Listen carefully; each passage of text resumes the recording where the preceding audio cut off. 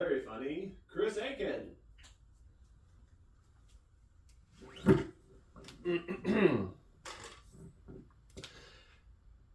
You know how they have a balloon for those few guys with erectile dysfunction?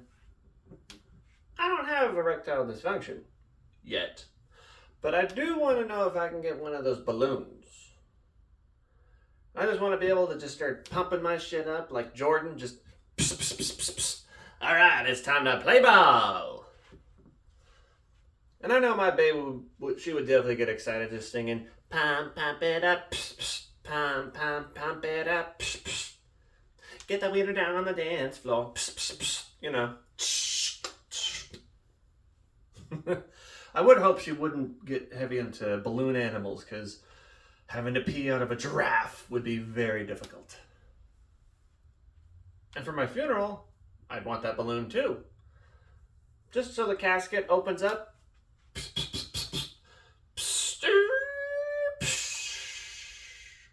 And then for the end of the funeral, it just sounds like a semi-truck parking.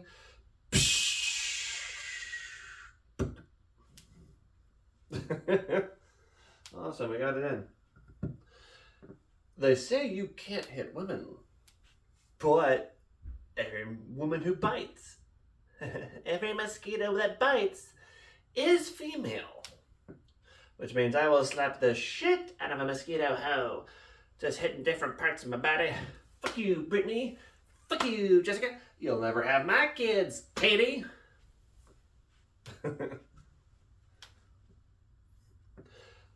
So I'm dating a black woman from Brazil, because I like my women the way I like my Arabica mix. Black, Brazilian, and sometimes a little bitter when I forget the sugar.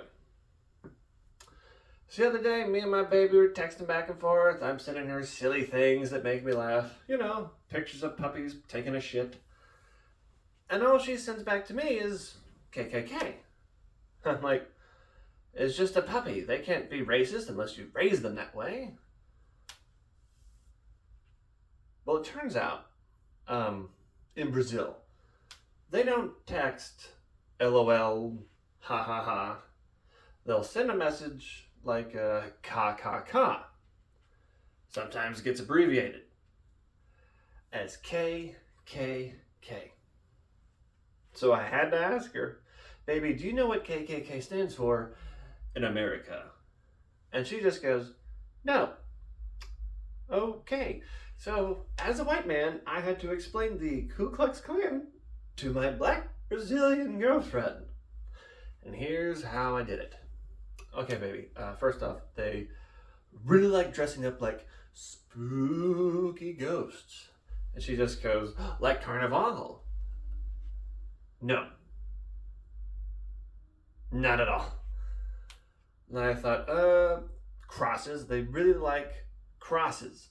Usually like lighting them on fire and leaving them in front of people's houses. And she just goes, like church. No. Not like church.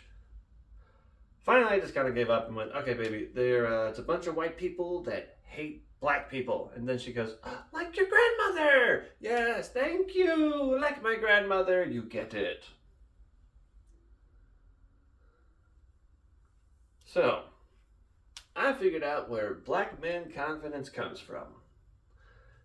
And it's not the rap, like so many of you assume. Oh no. It's the dick. No, it's not the dick, it's the rap. You see, rap is just a bunch of positive affirmations disguised as felony threats. Turns out, telling yourself, I get all the money, I get all the bitches, 3 birthday wishes, that's just great for your mental health. What I'm trying to say is, rap lyrics are basically vision boards you can twerk to. Unfortunately, you can't just manifest with any rap lyric. I found that out the hard way. I tried manifesting with Kendrick Lamar, now I can't get within 500 feet of a Chuck E. Cheese. I tried Ludacris, now I owe child support and area codes 214, 512, and 713. And I even tried Notorious B.I.G. Now I got diabetes. And then Diddy fucked me and had me killed to keep me quiet.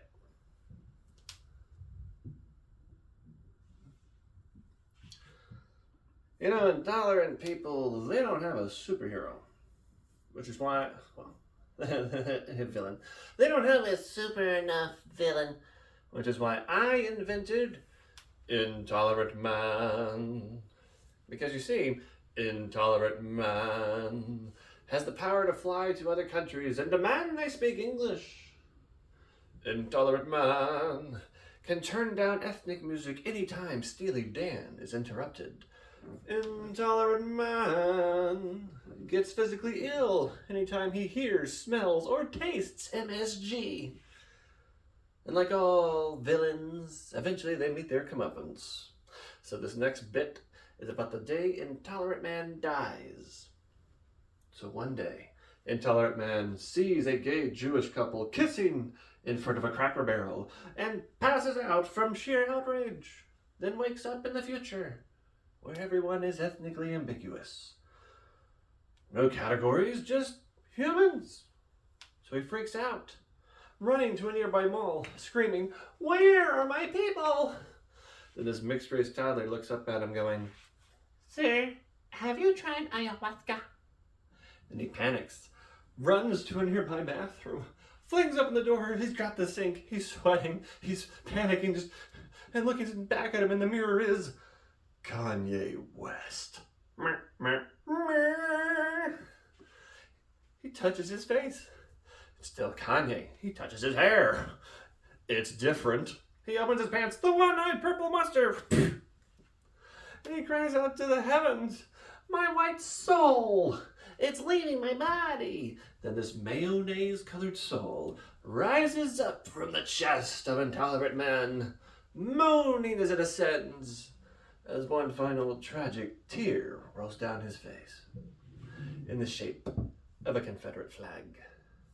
Intolerant Man had become the one thing he hated most, being successful and black.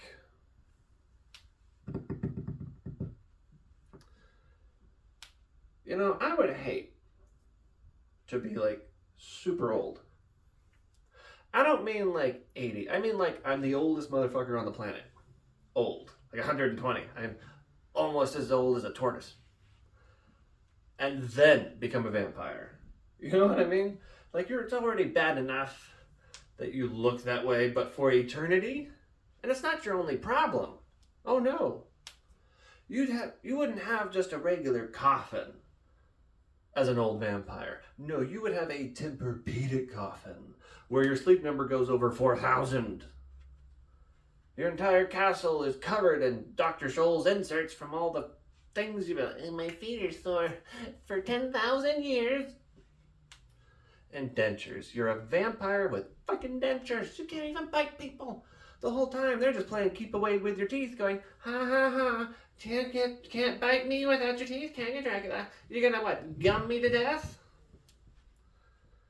And it's bad enough you got all that going on, but the worst, I think, would be when you try to transform into a bat and you forget about your balls.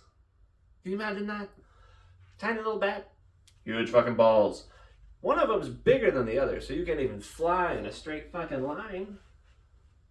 Just bouncing around like a glorified game of Flappy Birds with your nuts bouncing off the top of steeples, just every type of landing is a teabag.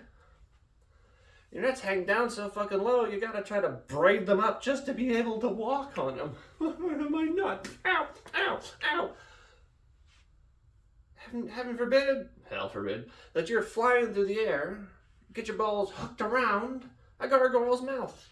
Now you're just dangling. You're just in the air. Crying out, "Please, somebody untangle me. I promise not to bite too long." And that's when you see him. Your nemesis. Van Helsing, the vampire taint hunter. And he walks right up to you, pulls out the sword, cuts your nuts off. Holding them in the air, they're pulsating like a heart. Just looks down at you. "Hey, Dracula, you forgot to talk this." It's a terrible existence being an old vampire.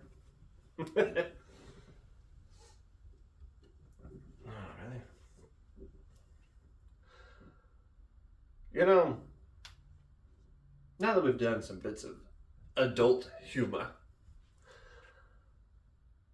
parenting gets hard the moment your children discover masturbation. Like everything up to that point was a cakewalk. But as soon as you find out that your kids are doing that kind of crap in your house, it's horrific, I assume. Because for my parents, it got about 1,000 times harder because I found their toys. Yes, as a kid, I found mom and dad's stash. Because I was just at their house one day, teenager.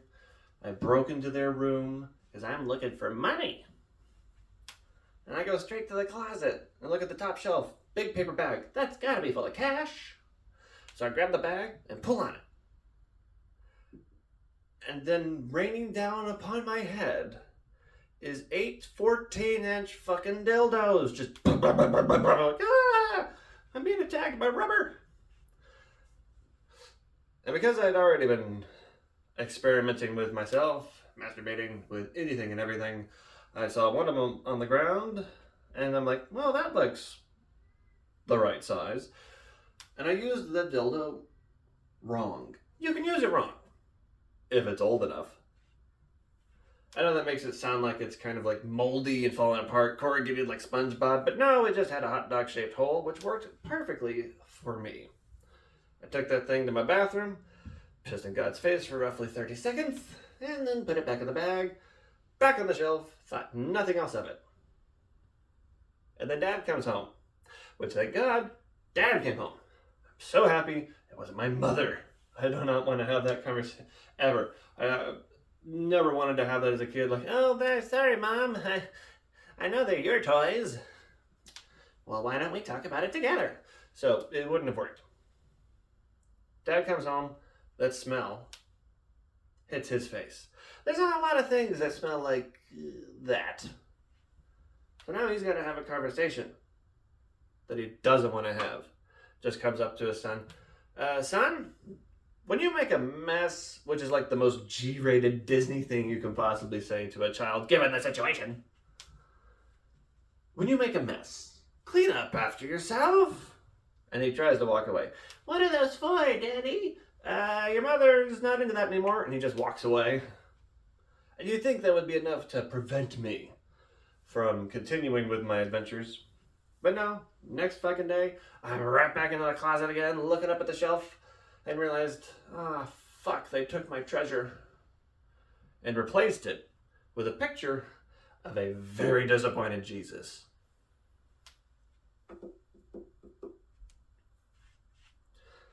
So a little bit about me, a little bit more about me.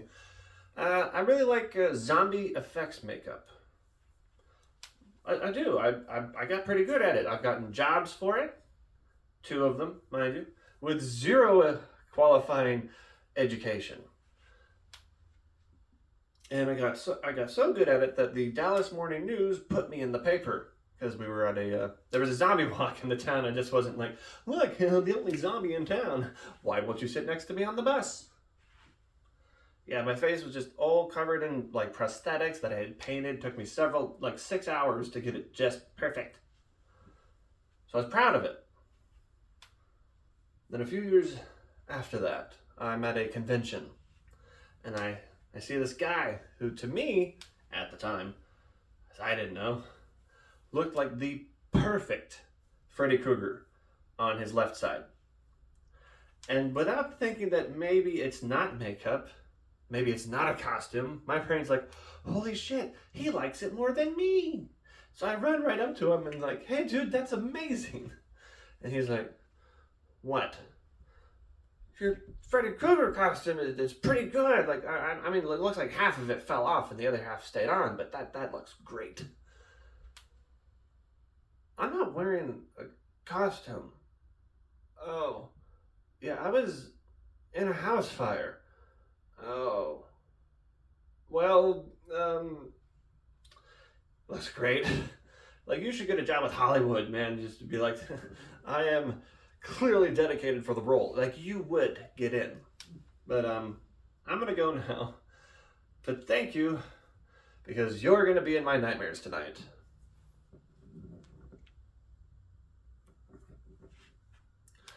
We got a lot of tattoo enthusiasts in the crowd, right? A lot of people like their tattoos. It was a fun time getting your tattoos. Did you know that depending on where your tattoo art, where you get the tattoo, your arms, shoulders, possibly back, maybe even chest, the artist can tell which hand you masturbate more with. I didn't know that. I'm just getting this back piece, shoulder blade to shoulder blade. And then Steve, my artist, will call him Steve, calls somebody over for a second opinion. I'm like, hey man, you could have just asked me where to fucking put it. So they're just hovering over me, having a discussion like a couple of astronauts trying to land the lunar rover on my asshole. So they're just hovering, if we go 3 degrees left and make it 10% bigger on the right, well, eventually this thing will look symmetrical. And the guy next to me hears all this and pops up. Injects himself immediately into the conversation, being like, dude, you're supposed to swap hands. And they lost it. I'm now being laughed at by 8 adults inside this fucking tattoo, we'll call it a parlor, I don't know what the hell you call it, this tattoo place. Everybody hears it. Everyone's laughing. And I'm just laying there trying to play it off. No, that was Tylenol when Mom was pregnant. And fucking Steve, no dude, that was Pornhub. It was a miserable existence. So you guys know how, you remember Ursula, the sea witch? What if she actually had an octopus's mouth? Because you know that sea bitch would have a beak. I just picture her showing up at parties, sliding across hors d'oeuvres like a insane Roomba with tits. Just, tip is my favorite. And she'd be dipping herself into the wine bowl, marinating every time she takes a gulp, just nyum, nyum, nyum. Starts gargling.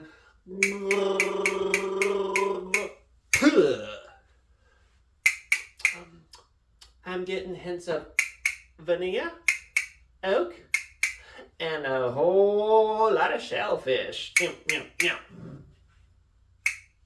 It's a fucking frog. That's what we call method acting. So I'm actually excited for the new Harry Potter being picked up by HBO, because it means they're going to be able to go into characters' stories more so than the books ever did, than the movies ever did. They'll be able to talk about my favorite character, I hope, in the entire Harry Potter universe, which is Hagrid's dad, because Hagrid is half human and half giant. Which means that man, Hagrid's dad, that man, hooked up with a 25-foot-tall woman. He's just sitting there going, wow, I can make that work. I'm like, how though? We know what happened. Hagrid fucking exists. How though? I'm just thinking maybe he dove in like a salmon at the end of its life, just pew! Or maybe, and this was purely hypothetical, maybe the vagina location is different, just for giants. Like the bottom of a foot, and he just latches on like a koala. Starts giving her some athlete's foot. Wham bam, there you go, Hagrid. Or, the most likely of scenarios, he took his magical wand, went Ejaculiosa, gave himself a giant cock and starts parading around the town. Giant dick over here, massive giant cock, taking all challengers, magically enhanced. And then from behind him, you just hear like this giant going,